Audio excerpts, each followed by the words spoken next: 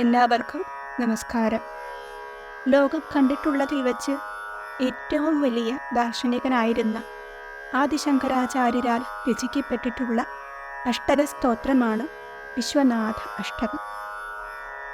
കാശിയുടെ അല്ലെങ്കിൽ വാരാണസിയുടെ അധിപതിയായിട്ടുള്ള വിശ്വനാഥനെ, പരമേശ്വരനെ സ്തുതിച്ചുകൊണ്ട് 8 ശ്ലോകങ്ങളിലായി 9ാമത് ഒരു ഫലശ്രുതിയോടുകൂടി രചിക്കപ്പെട്ടിട്ടുള്ളതാണ് ഈ വിശേഷാൽ സ്തോത്രം.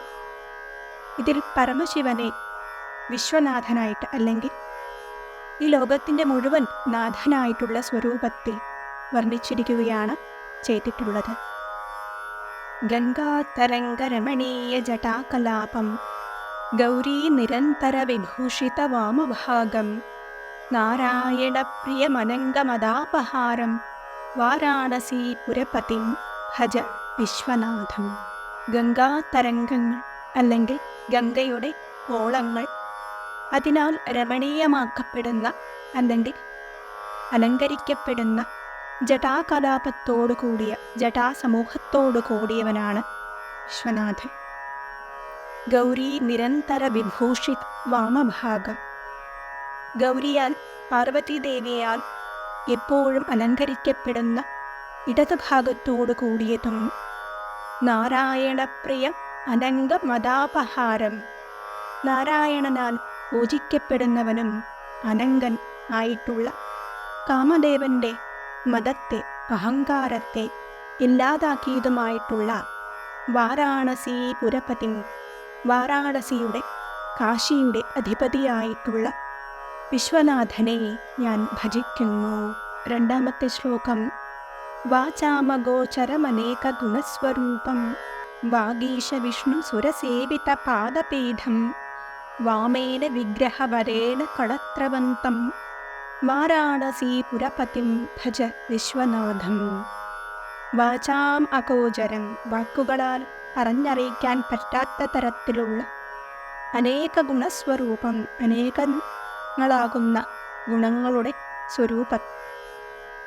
വാഗീശ വിഷ്ണു സുരസേവിത പാദപീഠം, വാഗീശനാലും വാക്കുകളുടെ അധിപതിയായിട്ടുള്ള ബൃഹസ്പതിയാലും മഹാവിഷ്ണുവിനാലും മറ്റു സുരന്മാരാലും മറ്റു ദേവന്മാരാലും സേവിത പാദപീഠം, സേവിക്കപ്പെടുന്ന പൂജിക്കപ്പെടുന്ന പാദങ്ങളോട് കൂടിയതും വാമേന വിഗ്രഹവരേണ കളത്രവന്തം, ഇടതുഭാഗത്ത് വാമഭാഗത്ത് വിശേഷമായി തന്നെ ഗ്രഹിക്കേണ്ടതാകുന്ന കളത്രത്തോടു കൂടിയവനും, കളത്രമെന്നാൽ ഭാര്യ, അത്തരത്തിലുള്ള പാർവതീദേവിയോട് കൂടിയവനും ആയിട്ടുള്ള വാരാണസിയുടെ അധിപതിയായിട്ടുള്ള വിശ്വനാഥനെ നമിക്കുന്നു എന്ന് അർത്ഥം. ഭൂതാതിഭം ഭുജഗഭൂഷണഭൂഷിതാംഗം വ്യാഘ്രാഞ്ജിനാംബരധരം ജടിലം ത്രിനേത്രം പാശാങ്കുശാഭയവരപ്രദശൂലപാണിം വാരാണസീപുരപതിം ഭജ വിശ്വനാഥം.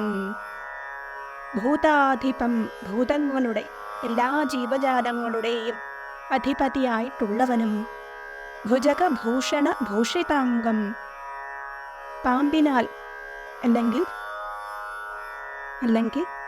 വാസുകിയാൽ അലങ്കരിക്കപ്പെട്ടിട്ടുള്ള ഭൂഷിതമാക്കപ്പെട്ടിട്ടുള്ള അംഗങ്ങളോട് കൂടിയവനും അവയവങ്ങളോട് കൂടിയവനും വ്യാഘ്രാഞ്ജനാംബരധരം ജടിലം ത്രിനേത്രം, വ്യാഘ്രത്തിൻ്റെ പുലിയുടെ തോലുകൊണ്ട് വസ്ത്രം ധരിച്ചിട്ടുള്ളവനും ജടിലനും ജടയായ മുടിയോട് കൂടിയവനും 3 നേത്രങ്ങളുള്ളവനുമായിട്ടുള്ളവനും പാശാങ്കുശാഭയവരപ്രദ ശൂലപാണിം, പാശം കയറ്, അതേപോലെ അങ്കുശം തോട്ടി തുടങ്ങിയവ കൈകളിൽ ഏന്തിയിട്ടുള്ളവനും അഭയവരത്തെ നൽകുന്നവനും ശൂലത്തെ കൈകളിൽ ഏറ്റിയിട്ടുള്ളവനുമായിട്ടുള്ള വാരാണസിയുടെ അധിപതിയായിട്ടുള്ള വിശ്വനാഥനെ ഭജിക്കുന്നു എന്ന് 3ാമത്തെ ശ്ലോകത്തിൻ്റെ അർത്ഥം. 4ാമത്തെ ശ്ലോകം. ശീതാംശോഭിത കിരീട വിരാജമാനം ഭാലൈക്ഷണാനലവിശോഷിത പഞ്ചബാണം നാഗാധിപാരചിത ഭാസുര കർണപൂരം വാരാണസീപുരപതിം ഭജ വിശ്വനാഥം. ശീതാംശു എന്ന പദം കൊണ്ട് തണുത്ത രശ്മികൾ പുറപ്പെടുവിക്കുന്ന ചന്ദ്രനെയാണ് ഇവിടെ ഉദ്ദേശിച്ചിട്ടുള്ളത് ആ ചന്ദ്രനാകുന്ന കിരീടത്താൽ ശോഭിതനാക്കപ്പെട്ടുകൊണ്ട് വിരാജിതനാകുന്ന പരമശിവൻ എന്നാണ് ഒന്നാമത്തെ വരിയുടെ അർത്ഥം. യക്ഷണാനല വിശോഷിത പഞ്ചബാണം. പഞ്ചബാണൻ അല്ലെങ്കിൽ 5 അമ്പുകളുമായി നടക്കുന്ന കാമദേവൻ വിശോഷിത അല്ലെങ്കിൽ ഇല്ലാതാക്കപ്പെട്ടത്. ഭാലയക്ഷണാനല ആരുടെ നെറ്റിയിൽ നിന്നുമുള്ള, ഭാലത്തിൽ എന്നതുകൊണ്ട് നെറ്റിയിൽ നിന്നുമുള്ള എന്നാണ് അർത്ഥം. അങ്ങനെ നെറ്റിയിൽ നിന്നുമുള്ള തീയിനാലാണോ, ആരുടെ നെറ്റിയിൽ നിന്നുമുള്ള തീയിനാലാണോ കാമദേവൻ ഇല്ലാതാക്കപ്പെട്ടത്. അത്തരത്തിലുള്ളതും നാഗാധിപാരചിത ഭാസുര കർണപൂരം. നാഗാധിപനായിട്ടുള്ള അല്ലെങ്കിൽ പാമ്പുകളുടെ അധിപതിയായിട്ടുള്ളവൻ ആരുടെ കർണത്തിലെ ചെവിയിലെ ആഭരണമാകുന്നുവോ അത്തരത്തിലുള്ളതായിട്ടുള്ള വാരാണസിയുടെ അധിപതിയായിട്ടുള്ള വിശ്വനാഥനെ ഞാൻ നമിക്കുന്നു എന്ന് അർത്ഥം. പഞ്ചാനനം ദുരിതമത്തമദംഗജാനാം നാഗാന്തകം ധനുജപൂങ്കവ പന്നഗാനാം ദാവാനലം മരണശോകജരാടവീനാം വാരാണസി പുരപതിം ഭജ വിശ്വനാഥം. ഇവിടെ പഞ്ചാനനൻ എന്നുള്ള വാക്കിനെ 2 അർത്ഥത്തിൽ പ്രയോഗിക്കാനായിട്ട് സാധിക്കും. ഒന്നാമത്തെ അർത്ഥം സിംഹം എന്നാണ്. ഒരു മത്തഗജത്തെ എങ്ങനെയാണോ സിംഹം കീഴടക്കുന്നത്, അതേപോലെ തന്നെ നമ്മുടെ പാപങ്ങളെയും 5 മുഖങ്ങളോട് കൂടിയിട്ടുള്ള പഞ്ചാനനങ്ങളാകുന്ന മുഖങ്ങളോട് കൂടിയിട്ടുള്ള പരമശിവന് ഇല്ലാതാക്കുവാൻ സാധിക്കുമെന്നാണ് ഇവിടെ പറയുന്നത്. നാഗാന്തകം ധനുജ പുങ്കവ പന്നഗാനാം. നാഗാന്തകനായിട്ടുള്ള അല്ലെങ്കിൽ പാമ്പുകളുടെ അന്തകനായിട്ടുള്ള ഗരുഡൻ പന്നകങ്ങളെ അല്ലെങ്കിൽ പാമ്പുകളെ എത്തരത്തിലാണോ ഇല്ലാതാക്കുന്നത്, അതേപോലെ ധനുജ പൂങ്കവൻ എന്നുള്ളത് കൊണ്ട് ഇവിടെ അസുര ഗുണങ്ങളെയാണ് ഉദ്ദേശിച്ചിട്ടുള്ളത്. നമ്മുടെ തന്നെ ഉള്ളിലുള്ള അസുര ഗുണങ്ങളെ അതേപോലെ തന്നെ പരമശിവൻ ഇല്ലാതാക്കുന്നു. അത്തരത്തിലുള്ള ആ ദേവനെ ദാവാനലം മരണശോക ജരാടവീരാം. ദാവാനല ഒരു കാട്ടുതീ എങ്ങനെയാണോ കാടിന് ആപത്ത് ഉണ്ടാക്കുന്നത് അല്ലെങ്കിൽ കാടിനെ ഇല്ലാതാക്കുന്നത്, അത്തരത്തിൽ തന്നെ മരണത്തിൽ നിന്നുമുള്ള ശോകം, അതേപോലെ ജരാവസ്ഥ അല്ലെങ്കിൽ വൃദ്ധാവസ്ഥ, മരണം തുടങ്ങിയവയിൽ നിന്നും ഉണ്ടാകുന്ന മനുഷ്യർക്കുണ്ടാകുന്ന ദുഃഖങ്ങളെ ഈ പരമശിവൻ ഇല്ലാതാക്കും എന്ന് അർത്ഥം.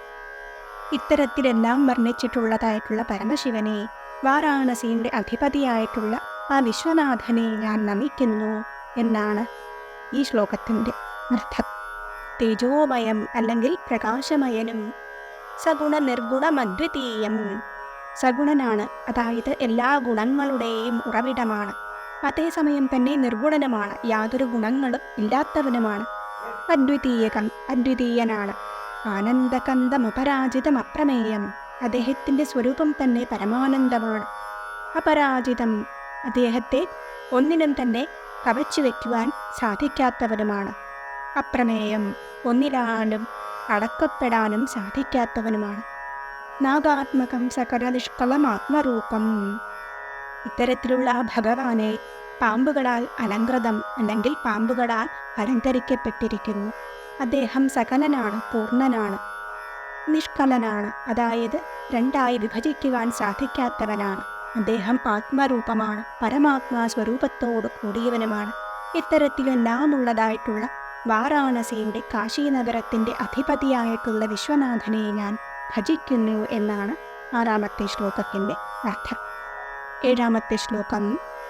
രാഗാദിദോഷരഹിതം സ്വജനാനുരാഗം വൈരാഗ്യശാന്തി നിലയം ഗിരിജാസഹായം മാധുര്യധൈര്യസുഭഗം ഗരലാഭിരാമം വാരാണസി പുരപതിം ഭജ വിശ്വനാഥം. രാഗം, ദ്വേഷം തുടങ്ങിയ ദോഷങ്ങളില്ലാത്തവനും സ്വജനാനുരാഗം സ്വന്തം ഭക്തന്മാരോട് അതീവ പ്രസന്നനും വൈരാഗ്യം, ശാന്തി തുടങ്ങിയ ഗുണങ്ങളുടെ ഇരിപ്പിടവും എപ്പോഴും ഗിരിജയോട് കൂടിയവനും പാർവതീദേവിയോട് കൂടിയവനും മാധുര്യധൈര്യസുഭഗം ഗരലാഭിരാമം എല്ലായ്പ്പോഴും മാധുര്യത്തോട് കൂടിയവനും ഗരലം അല്ലെങ്കിൽ വിഷം ആരിൽ അഭിരമിക്കുമ്പോഴാണോ സൗന്ദര്യവത്കരിക്കപ്പെടുന്നത് അല്ലെങ്കിൽ ആരാണോ വിഷം തൻ്റെ കണ്ഠത്തെ ഏറ്റിക്കൊണ്ട് അതിനെ ഒരു അലങ്കാരമാക്കി സൗന്ദര്യമുള്ളതാക്കി മാറ്റിയത് അത്തരത്തിലുള്ളതുമായിട്ടുള്ള വാരാണസിയുടെ അധിപനായിട്ടുള്ള കാശിനാഥനെ വിശ്വനാഥനെ ഞാൻ നമിക്കുന്നു എന്ന് അർത്ഥം. 8ാമത്തെ ശ്ലോകം.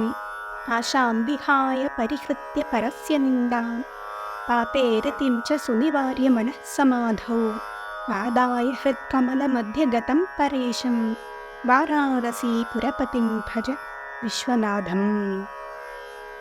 ആശാം വിഹായ പരിഹൃത്യ പരസ്യ നിന്ദാം.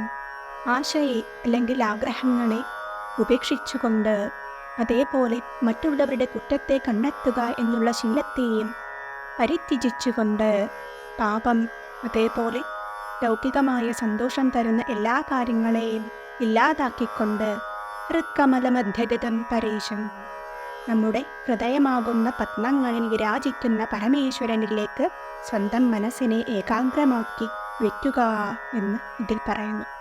അങ്ങനെ വാരാണസി പുരപതിം ഭജ വിശ്വനാഥം, അങ്ങനെയുള്ള ഏകാഗ്രമായ മനസ്സോടുകൂടി വാരാണസിയുടെ അധിപതിയായിട്ടുള്ള വിശ്വനാഥനെ ഭജിക്കുന്നു എന്ന അർത്ഥം. 9ാമതായി ഈ അഷ്ടകത്തിൻ്റെ ഫലശ്രുതിയും കൊടുത്തിരിക്കുന്നു. വാരാണസി പുരപതേ ധവനം ശിവസ്യ വ്യാഖ്യാതമഷ്ടകമിതം പഠതേ മനുഷ്യ വിദ്യാം ശ്രിയം വിപുലസൗഖ്യമനന്തകീർത്തിം സംപ്രാപ്യ ദേഹവിലയേ ലഭത്തെ ച മോക്ഷം.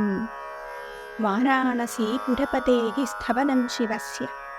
വാരാണസിയുടെ അധിപതിയായിട്ടുള്ള പരമശിവന്റെ ഈ സ്തുതിയെ ഇവിടെ പറഞ്ഞിട്ടുള്ള വ്യാഖ്യാതമായിട്ടുള്ള ഈ അഷ്ടക രൂപത്തിലുള്ള ഈ സ്തുതിയെ പഠിക്കുന്ന മനുഷ്യൻ വിദ്യാംശ്രിയം വിപുലസൗഖ്യമനന്തകീർത്തിം സംപ്രാപ്യ, അതായത് വിദ്യയെയും പരമമായ അറിവിനെയും ഐശ്വര്യത്തെയും അതേപോലെ തന്നെ വിപുല സൗഖ്യമനന്തകീർത്തിം പ്രശസ്തി സുഖം എന്നിവയെല്ലാം പ്രാപിച്ചിട്ട് സ്വന്തം ദേഹം വിലയം ചെയ്യപ്പെടുന്ന അവസ്ഥയിൽ അല്ലെങ്കിൽ മരണത്തിൻ്റെ അവസ്ഥയിൽ മോക്ഷത്തിലേക്ക് എത്തിച്ചേരും എന്ന് പറയുന്നു.